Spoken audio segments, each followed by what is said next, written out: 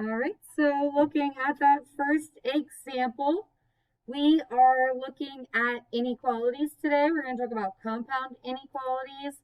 So again, in order to be able to graph and understand compound inequalities, you need to have a firm understanding of inequalities. So the first thing we did was to graph an inequality.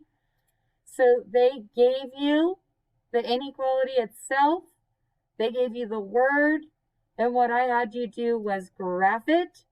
So for your first graph, you should have had an open circle with an arrow shaded to the right. The second graph is a closed circle with an arrow to the right.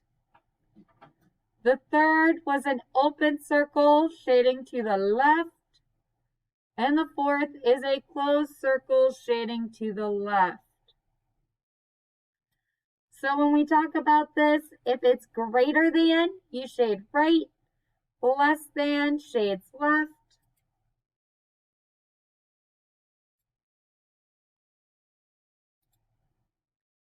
We have some new vocab. So a compound inequality is a pair of inequalities joined by and or. A compound inequality is a pair of inequalities joined by and or. Examples would be -1 is less than x and x is less than or equal to 5. Another example with an or would be x less than or equal to -2 or x greater than or equal to 4.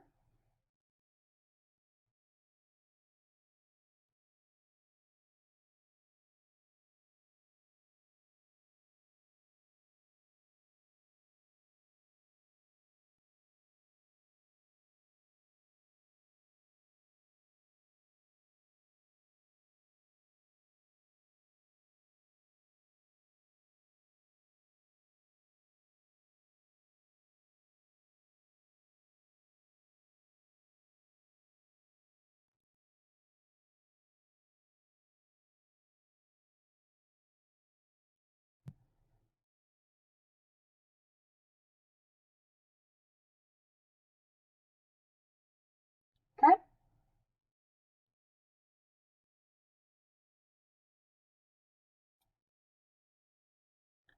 A compound inequality containing and means the intersection or overlap of the two inequalities.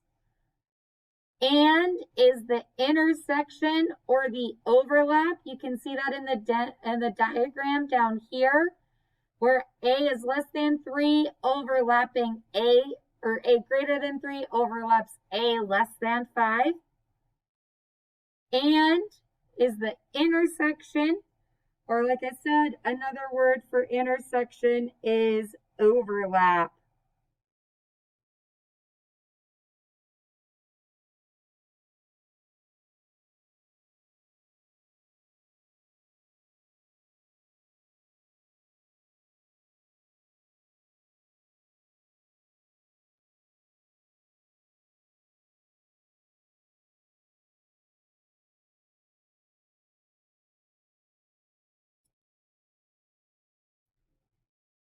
Or is the union. It shows what they share. Or is the union. It shows what they share. Or inequalities often go in opposite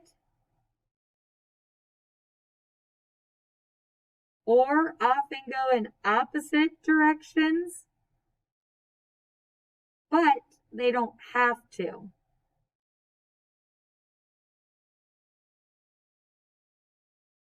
Or can be opposite or overlap.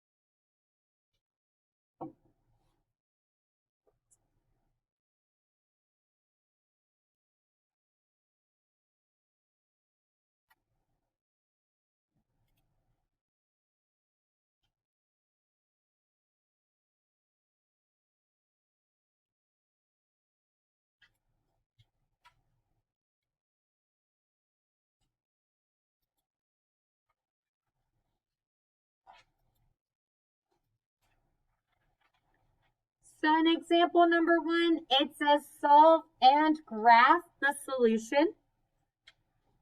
So what we're going to do is solve each equation separately for x.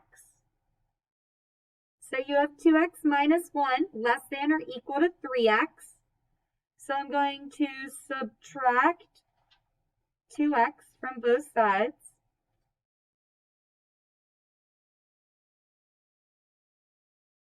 And I get that x is greater than or equal to negative 1.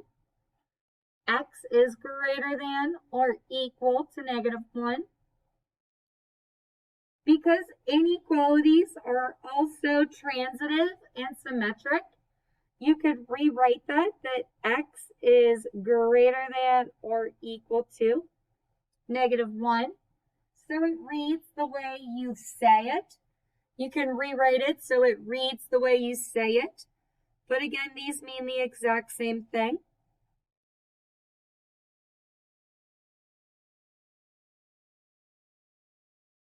Over here, we'll subtract 4x.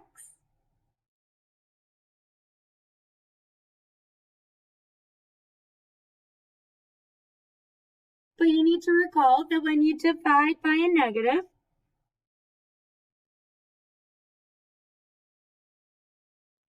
the inequality changes direction.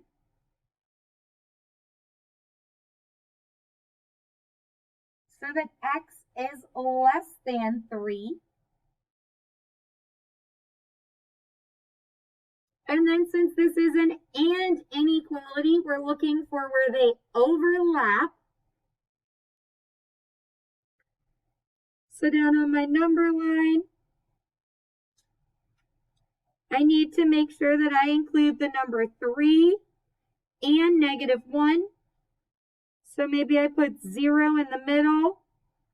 1, 2, 3, 4, 5.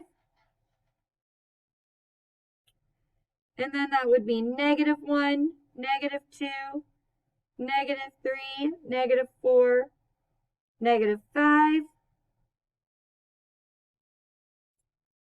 I know for the red equation, it's a closed circle at negative 1. X is greater than, so I shade right.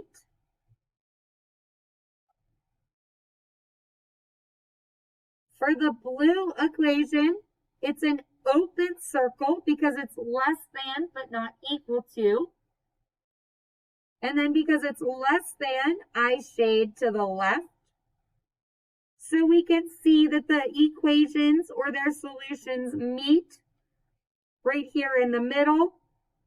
So the answer is that overlapping of red and blue.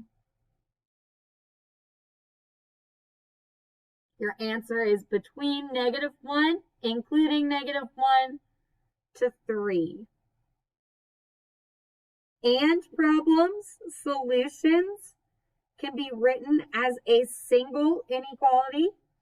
So I could actually write this as negative 1 less than or equal to x less than 3. Only and problems can be written as a single answer. Only and problems can be written as a single answer.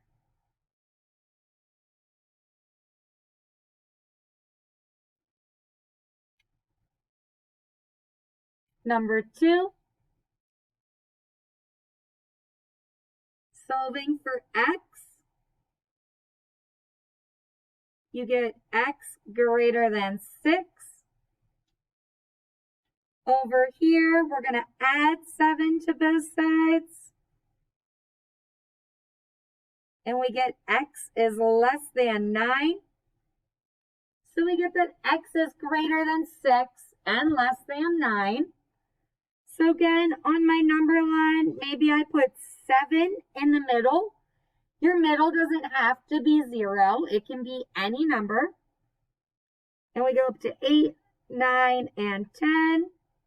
Then we'll go down to 6, 5, and 4. This is an and problem, so they overlap or intersect. So I have an open circle at 6, shading to the right. Open circle at 9, shading to the left. So once again, the solution is the overlap or from 6 less than x less than 9.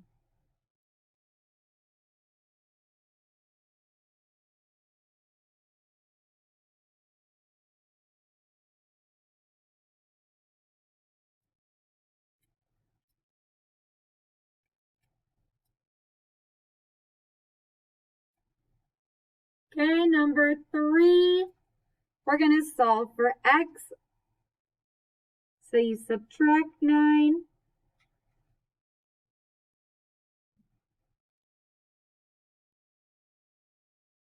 Divide by 3. The inequality does not change direction because I divided by a positive number.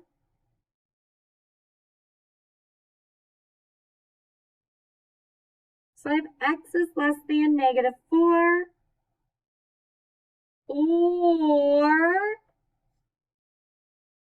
subtract 1. -2x is less than 4. Divide by -2. I divided by a negative, so my inequality changes direction. And I have x is greater than -2. So I get that x is less than -4 or greater than -2. So on my number line, maybe I go 0, -1, -2, -3, -4, -5, -6. I have an open circle at -4. It's less than, so we're going to shade to the left.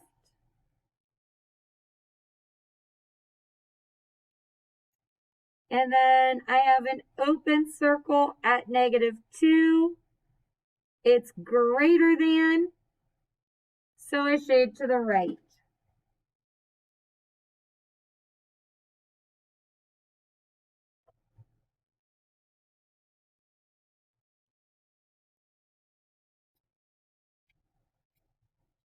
Okay, number 4. Add 1. X is less than 4. Subtract 3. X is greater than 5. So I get that I have 4 and 5 on my number line.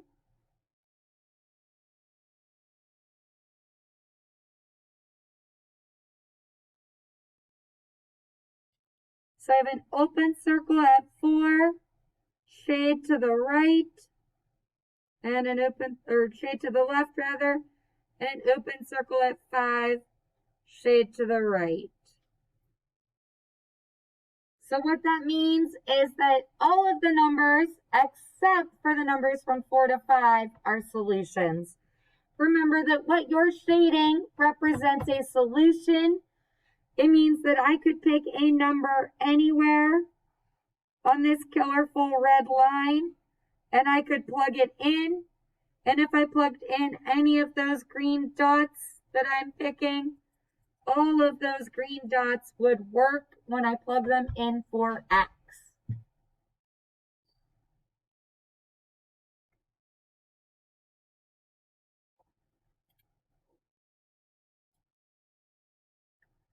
Okay? Not every problem is going to be labeled with a and or statement. It's kind of up to you to determine if it's an and or. In the case of number 5, when I solve this problem, I'm going to see that my answer ends up looking like one of the problems. So this is an example of an and. An and is a single answer or inequality equation. This could be rewritten as -8 is less than 2x plus 4 and 2x plus 4 is less than 12. And you could solve for x in both. Or you can keep it written as it is, and you have to solve for x by doing all the subtracting of 4 from both sides of the inequalities. So this is kind of like having, when we talked about our rivers, this is kind of like having 2 rivers, and you got to do it to both sides.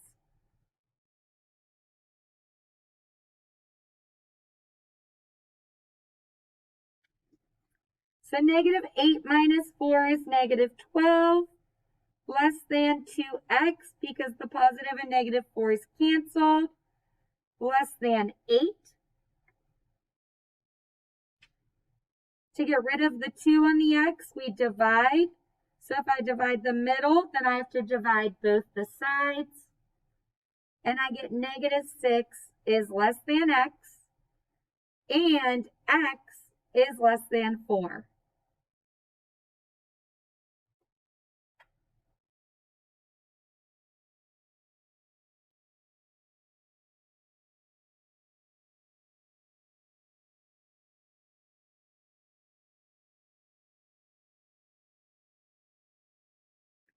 So again, they're less than, but not equal to. So when I graph this, they're open circles. It's an and problem, so the solutions overlap. Therefore, we shade between.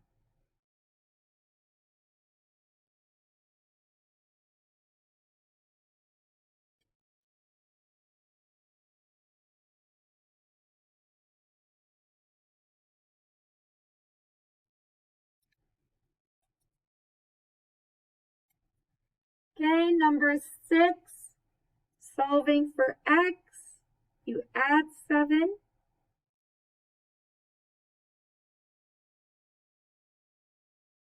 Over here, we divide by -3. When you divide by a negative, the inequality changes direction. So I get x is less than or equal to 15, or x is less than -3.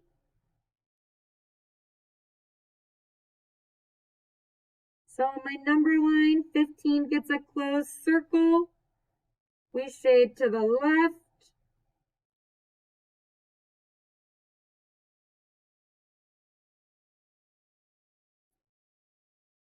So let's say that my 0 is here.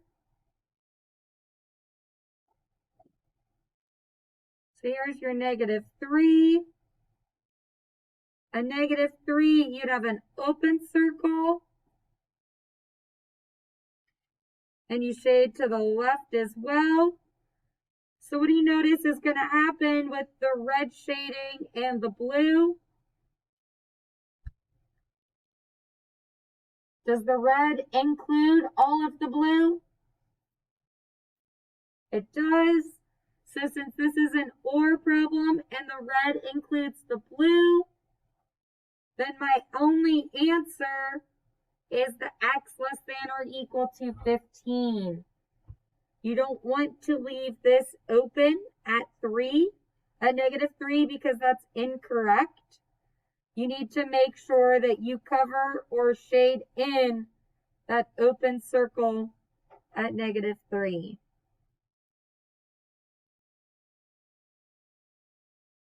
Okay?